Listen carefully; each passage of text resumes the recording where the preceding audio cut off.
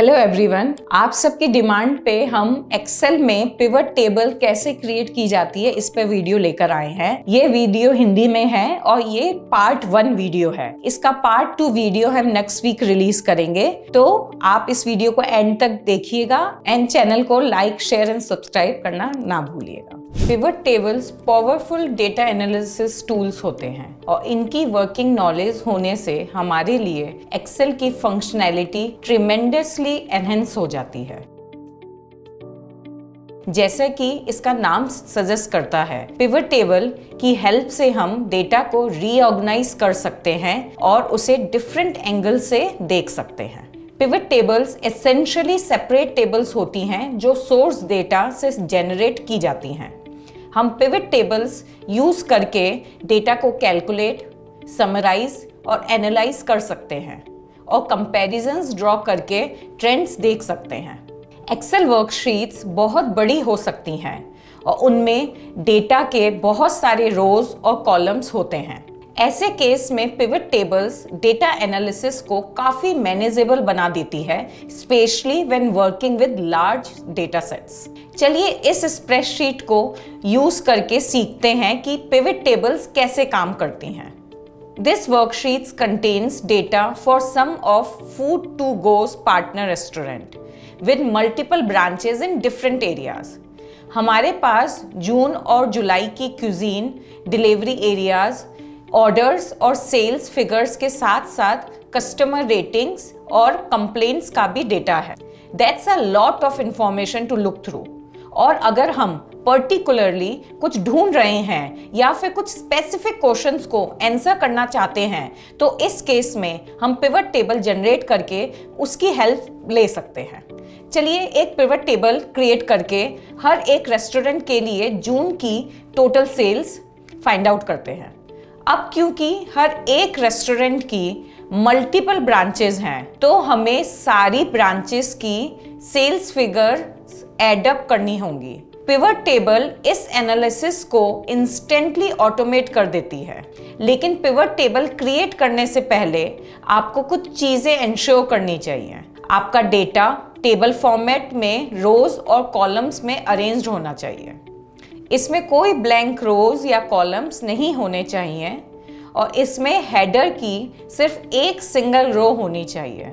आपको यह भी इंश्योर करना चाहिए कि आपकी data range as an Excel table formatted हो।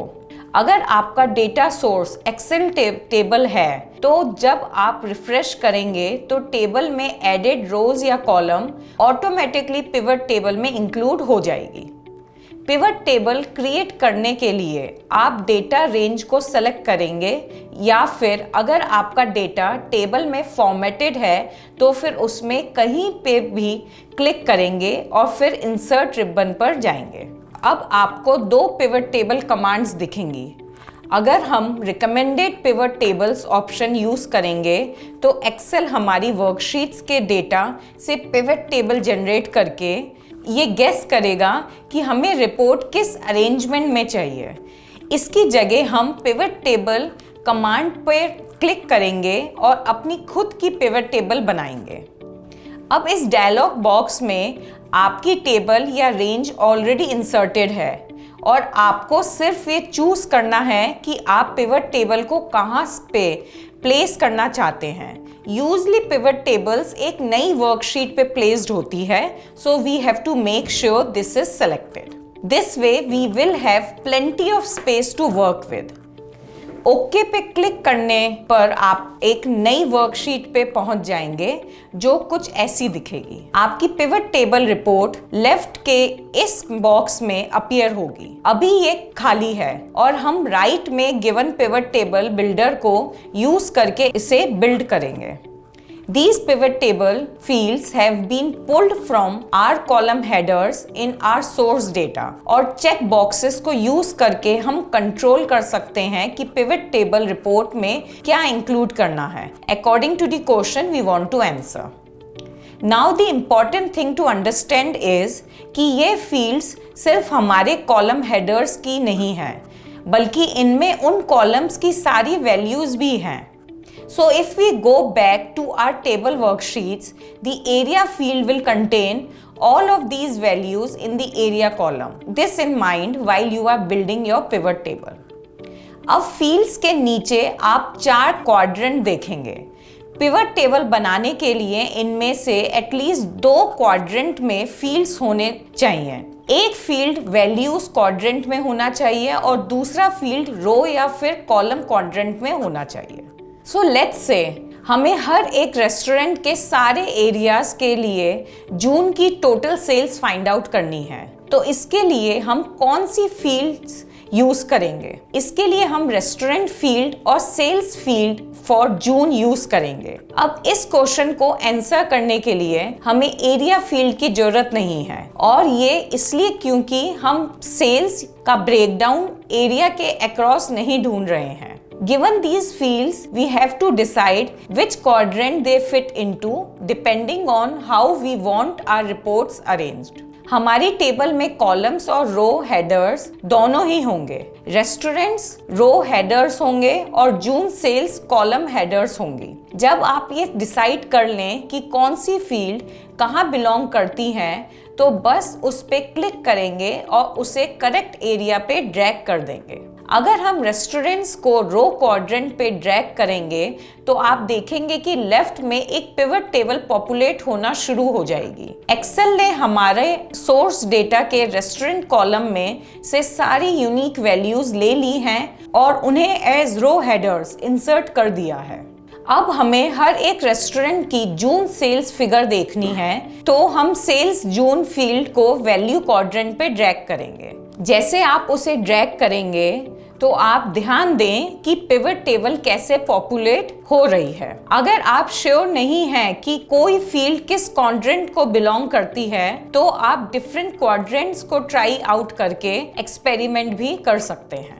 लेट्स से हम सेल्स फील्ड को कॉलम क्वाड्रेंट में ऐड कर देते हैं, तो ये होगा all the unique values in our sales column for June have been listed as column headers. अब अगर हम उन्हें वापस वैल्यूज कॉलम पे ड्रैग करेंगे तो पिवट टेबल ऑटोमेटिकली उसे रिकॉग्नाइज कर लेगी and there we have our first pivot table. अब हम हर एक रेस्टोरेंट के लिए जून की टोटल सेल्स आसानी से देख सकते हैं and Excel has done all the hard work for us so quickly. Pivot tables automatically grand total row भी ऐड कर देती है, जो हमारे एग्जाम्पल में हमें सारे रेस्टोरेंट के लिए जून की टोटल सेल्स शो कर रही है। अब अगर आपने नोटिस किया हो तो सेल्स कॉलम का फॉर्मेट चेंज हो गया है। हमारे सोर्स डेटा में वैल्यूज के साथ जो डॉलर साइंस थे वो अब मिसिंग है। The good thing is that there is a quick fix for this. बस किसी भी वैल्यू पे राइट क्लिक करेंगे और फिर नंबर फॉर्मेट को सेलेक्ट करेंगे। इस मेन्यू में से हम करेंसी सेलेक्ट करेंगे। अब इन डेसिमल प्लेसेस को रिमूव करके ओके पे क्लिक करेंगे। अब हमारी पिवट टेबल ने सेलेक्टेड सेल को फॉर्मेट करने के साथ साथ सेम फील्ड में बाकी के सारे सेल्स को भी चेंज कर दिया है। This is unique to pivot tables. Alright, अब क्योंकि हमारे पास पिवट टेबल है तो हम उसे यूज करके डिफरेंट क्वेश्चंस को आंसर कर सकते हैं, और इसके लिए आप अपने फील्ड्स को चारों क्वाड्रेंट में ऐड या फिर रीऑर्गेनाइज करेंगे। अब सपोज करिए कि हमें ये जानना है कि इन रेस्टोरेंट्स ने एरिया वाइज कैसा परफॉर्म किया है। हमारी एरिया वैल्यूज रो या कॉलम हेडर्स हो सकती हैं। Let's try them both out. सबसे पहले एरिया को रो क्वाड्रेंट में ड्रैग करेंगे। अब हम देख सकते हैं कि एरियाज हर एक रेस्टोरेंट के नीचे एज रोज लिस्टेड है, और इससे ये ऑब्जर्व करना आसान है कि इंडिविजुअल रेस्टोरेंट ने एरिया वाइज कैसा परफॉर्म किया है। अब हर एक रेस्टोरेंट की रो में सारे एरियाज के लिए जून की टोटल सेल्स फिगर है। हम इसे बेसिल एंड लाइम के लिए डबल चेक कर सकते हैं, और इसके लिए सारे एरियाज के लिए सेल्स वैल्यूज को हाईलाइट करेंगे और फिर स्टेटस बार में सम चेक करेंगे and the figure matches with the sum of sales for June. आप देखेंगे कि हर एक रेस्टोरेंट सेल में एक एरो एडेड है। इन एरोस पे क्लिक करके आप एरिया रोज को शो या फिर हाइड कर सकते हैं, and this is really convenient. अब अगर हमने एरिया को कॉलम क्वाड्रेंट में ड्रैग किया होता तो हमारी रिपोर्ट कैसी दिखती? Let's check. इस रिपोर्ट की हेल्प से हम डिटेल्ड क्वेश्चंस भी आसानी से आंसर कर सकते हैं, जैसे कि बेसिल एंड लाइन के लिए जून सेल्स नॉर्थ एरिया में ईस्ट एरिया के कंपैरिजन में कितनी थी। हम एक ही कॉलम में वैल्यूज को ऑब्जर्व करके एक सिंगल एरिया के लिए रेस्टोरेंट परफॉर्मेंस को कंपेयर भी कर सकते हैं। पिवट टेबल्स की हेल्प से हम ट्रेंड्स को आसानी से नोटिस कर सकते हैं। ओवरऑल इट सीम्स कि सारे रेस्टोरेंट्स के लिए नॉर्थ रीजन में हाईएस्ट सेल्स है कंपेयर टू अदर एरियाज और ईस्ट में लोवेस्ट सेल्स हैं। We can also spot anomalies relatively quickly. अब इस टेबल कॉन्फ़िगरेशन में दो ग्रैंड टोटल फील्ड्स हैं। हम ग्रैंड टोटल कॉलम में हर एक रेस्टोरेंट के सारे एरियाज के अक्रॉस टोटल सेल्स से देख सकते हैं और ग्रैंड टोटल रो में हर एक एरिया की टोटल सेल्स देख सकते हैं। पिवट टेबल बनाते वक्त हम सेम क्वाड्रेंट में मल्टीपल फील्ड्स भी ऐड कर सकते हैं। चलिए कुजीन को रो क्वाड्रेंट में ट्रैक करते हैं और देखते हैं कि क्या होता है। ऑल राइट, तो हमारी रिपोर्ट ने हर एक रेस्टोरेंट के नीचे एक रो को ऐड कर दिया है जिससे हमें कुजीन पता चल सके। अब इस रो की वैल्यूज रेस्टोरेंट वैल्यूज से आइडेंटिकल है क्योंकि सेल्स फिगर्स चेंज नहीं हुई है।